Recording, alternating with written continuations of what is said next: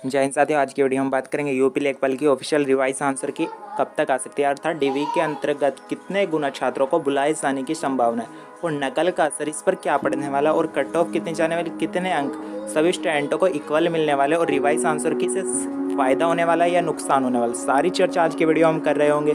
सबसे पहले हम बात कर लेते हैं नकल का असर कितना रहा। नकल के असर से ही आपको सारी चीज़ खुलते हुए यहाँ पर नजर आने वाली। नकल का असर है मैं उस दिन से लेकर आपके जब 31 तारीख को पेपर होता है और एंड होने तक की सारी कटिंग जो मैंने बल्टी कर रखी थी कि री एग्ज़ाम की बात चले तो मैंने सारी बल्टी करके रख रखी थी। आपको एक बार वे दिखा देता हूँ। ये जब सिलसिला 31 तारीख से स्टार्ट हो ही जाता तो उस दिन से ही न्यूज़ सॉल्वरों की आनी स्टार्ट हो गई थी। सबसे पहले जो न्यूज़ थी वो द हिंदू यानी कि जो हिंदुस्तान न्यूज़पेपर में उसमें निकला था कि 31 तारीख के अंतर्गत लेखपाल भर्ती में सोलवर गैंग के 21 लोगों को गिरफ्तार किया था और अभ्यर्थियों से 10-10 लाख रुपए वसूले गए थे, जिसमें पेपर लीक नहीं हुआ ये कहना था, लेकिन आपके 21 लोगों को गिरफ्तार किया जाता है और पकड़े गए उसमें मुख्य अभियुक्त विजयकांत पटेल और दिनेश कुमार और सोनू कुमार थे, जिसमें 7 अभ्यर्थियों से 10-10 लाख रुपए लेकर नकल कराई गई और 12 जिलों में आपके ये रविवार को परीक्षा आयोजित की गई थी 31 तारीख के अंतर्गत। एक तो न्यूज़ ये थी कि री एग्ज़ाम की बात हो रही थी, इसलिए स्टूडेंट स्ट्रगल नहीं चाहता था कि अगर री एग्ज़ाम होता है तो कोई भी सबूत हमारे हाथ से न जा पाए। तो ये पहला सबूत तो आपके ये रहा। नेक्स्ट जो सबूत था 16 मजिस्ट्रेट और 4 एजेंसियां होने के बाद भी इसके अंतर्गत लगाया गया था। दूसरा जो था आप देख सकते हैं सोलवर गिरोह का सरगना समेत 6 लोगों को गिरफ्तार फिर किया जाता है। ये भी आपके हिंदुस्तान न्यूज़पेपर की न्यूज़ कटिंग है। फिर जो नेक्स्ट न्यूज़ है नकल के बाहर, ये है करेली के चेतना गर्ल्स इंटर कॉलेज में रविवार को लेखपाल भर्ती के दौरान नकल की बात सामने आई और परीक्षार्थियों ने हंगामा करना शुरू कर दिया, जिसके तुरंत बाद वहाँ पर पुलिसकर्मी इसको शांत कराने के लिए पहुंच जाते हैं और नकल के लिए बाहरी यहाँ पर क्या होता है, एक लड़की थी, लड़की के हाथ से चिट मिलती है। आपने इमेज देखी होगी जो सोशल मीडिया पर बहुत वायरल हो रही थी, पूरी आंसर की उसको पकड़ा दी जाती है। करेली की बात है, करेली के अंतर्गत जो चेतना गर्ल्स कन्या इंटर कॉलेज है। जो नेक्स्ट न्यूज़ थी वो आप देख सकते हैं, ये तो नेक्स्ट वो होगी आपके, ये थी सोलवर गिरोह पर लगेगा गैंगस्टर। यहाँ पर फिर एक न्यूज़ आई थी चेतना गर्ल्स कन्या इंटर कॉलेज की, जिसके अंतर्गत अभी तक तो वहाँ पर जो चेतना गर्ल्स कन्या इंटर कॉलेज था वहाँ पर बात चली थी, लेकिन कुछ दिनों बाद वहाँ से 4 लोगों को गिरफ्तार किया जाता है। लेकिन प्रधानाचार्य के बेटे और लेक्चरर समेत 5 को नामजद किया गया और उनकी तलाश चल रही थी, लेकिन अब तक जांच में खुलासा किया गया था कि इन्होंने 8-8 लाख रुपए लेकर 4 सेटों की आंसर की खरीदी थी। तो नेक्स्ट जो न्यूज़ थी वो मैं आपको दिखा देता हूँ।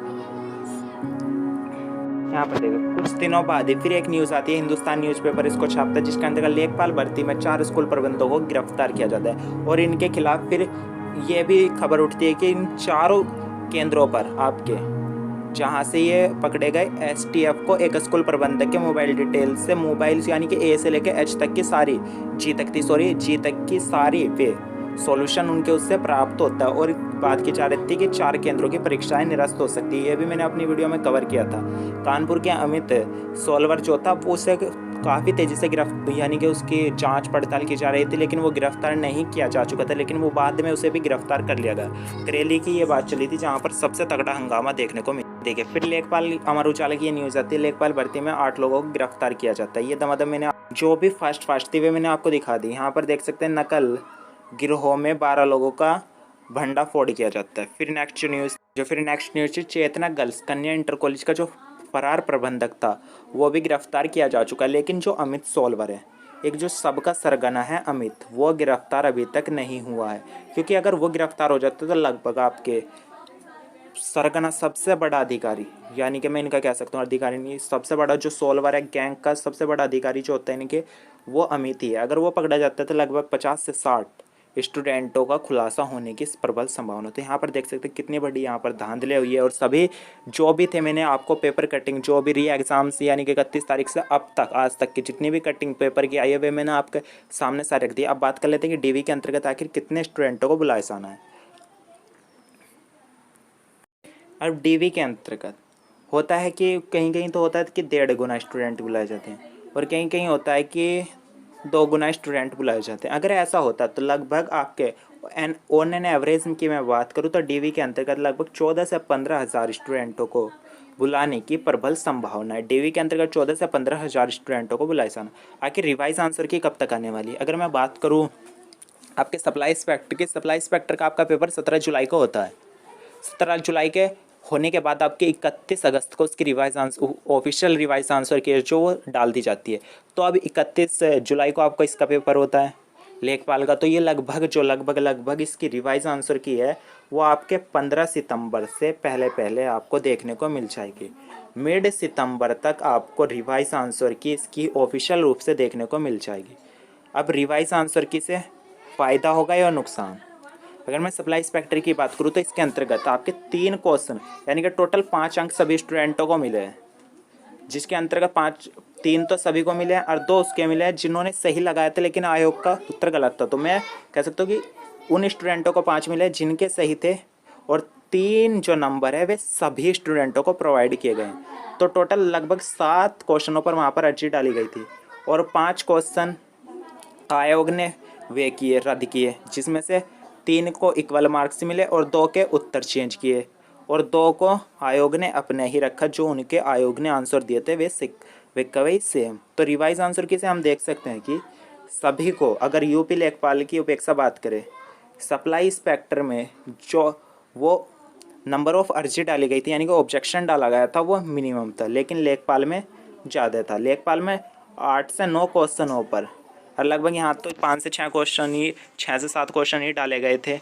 तो आप देख सकते हैं यहाँ पर लगभग 4 से 5 क्वेश्चन सभी स्टूडेंटों को यहाँ पर मिलने की प्रबल संभावना है और लगभग 2 से 3 क्वेश्चनों का यहाँ पर आंसर चेंज होने की प्रबल संभावना। एक तो आपका वही चेंज हो सकता है कि जिसमें संप्रदान कारक और क्रम कारक की बात की जा रही है, वो उसके अंतर्गत मुझे लगता है कि सभी स्टूडेंटों को इक्वल मार्क्स दिए जाने की संभावना है। एक आपके वो क्वेश्चन था लगभग हो सकता है और हो भी नहीं सकता, क्योंकि 8 भी है उसमें, 8 राज्यों से बाउंड्री शेयर करता है और 9 राज्यों से, क्योंकि उसके अंतर्गत कहीं भी संघ नहीं लिखा हुआ था तो उसके हिसाब से तो 8 जाता है। लेकिन कभी कभी उसके अंतर्गत स्टूडेंट मांग कर रहेंगे उसका 9 भी होता है। तो कहीं ना कहीं आपको देख सकते हैं कि 8 भी हो सकता है उसका 9 भी। तो आयोग के ऊपर डिपेंड करता है कि वो उसका क्या लगा। तो लगभग मेरे जो अंदाजे से मैं कह रहा हूँ कि उसके अंतर्गत जब आपके सप्लाई इंस्पेक्टर में तीनों है, नंबर ऑफ ऑब्जेक्शन भी कम थे, तो इसके अंतर्गत आपके 4 से 5 क्वेश्चन आपको सभी स्टूडेंटों के यहाँ पर बढ़ने वाले हैं और 2 से 3 क्वेश्चन के आपके आंसर यहाँ पर चेंज होंगे। तो दोस्तों ये वीडियो आपको कैसी लगी कमेंट बॉक्स में जरूर बताना। और यूपी लेखपाल की कट ऑफ के बारे में एक बार और बात कर लेते हैं कि आखिर कट ऑफ क्या जाने वाली। अगर मैं कट ऑफ की बात करूँ, कट ऑफ डिपेंड करती है कि डीवी के अंतर्गत कितने गुना स्टूडेंटों को बुलाया जाना है। अगर डीवी के अंतर्गत मैक्सिमम स्टूडेंट बुलाए जाते हैं तो कट ऑफ मिनिमम जाएगी। ये सारे डिपेंड उसी पर करता है, क्योंकि डीवी के बिना कोई भी अंदाज़ा नहीं लगा सकता। अगर एक मोटा मोटा अंदाज़ा लगाया जाए कि जनरल की कैटेगरी की कितनी जा सकती है, जनरल कैटेगरी में अगर किसी के 79 से ऊपर है तो वह लगभग मान सकता है कि हाँ उसकी वो ऑफिशियल रूप से डीवी के जाने के लिए तैयार है, क्योंकि 3 से 4 नंबर है उसके आपके रिवाइज आंसर की में बढ़ने को मिल जाएंगे। और वहीं पर अगर 75 लगभग 75-76 के करीब ओबीसी के हैं और लगभग 3 से 4 उसके रिवाइज आंसर की में बढ़ गए तो 79 और 80 के करीब बैठ गए ओबीसी वाले स्टूडेंट के उसके। तो लगभग इतनी कट ऑफ ओबीसी की जाने वाली है। और वहीं पर बात करें एससी की और ईडब्ल्यूएस की बात कर लेते हैं। ईडब्ल्यूएस में अगर किसी के कभी तो ईडब्ल्यूएस की ओबीसी से ऊपर चली जाती है और कभी इसकी नीचे आ जाती है, तो ईडब्ल्यूएस की भी लगभग इतनी ही जाने वाली है जितनी मैंने उसकी बताई है। एससी की बात कर लेते हैं। एससी के अगर किसी के 72-73 के करीब बैठ रहे हैं और रिवाइज आंसर की में 3 से 4 नंबरों को फ़ायदा देखने को मिलता है, यानी कि 76 उसके बैठ जाएंगे। तो इस तरीके से सभी स्टूडेंटों के मार्क्स इस तरीके से चलने वाले। और गर्ल्स की मैं बात करूं तो उनके 1-2 नंबर वे ऊपर नीचे कर सकते हैं। तो ये कट ऑफ यूपी लेखपाल की जाने वाली है। आपको यकीन नहीं होता तो आप जब रिज़ल्ट आ जाएगा आप खुद देख लेना। जैसा कि हमने उसमें अपनी आंसर की में ऑब्जेक्शन बताएं, अगर वे ऑब्जेक्शन ना निकले तो है बात, क्योंकि सप्लाई इंस्पेक्टर में भी ऐसे ही हो, जिन क्वेश्चनों पर हमने ऑब्जेक्शन कहा था उन्हीं पर आपको ऑब्जेक्शन देखने को मिला। तो दोस्तों यहाँ तक अगर आपने वीडियो देख ही लिया है तो चैनल को सब्सक्राइब और वीडियो को लाइक किए बिना मत जाना। जय हिंद साथियों।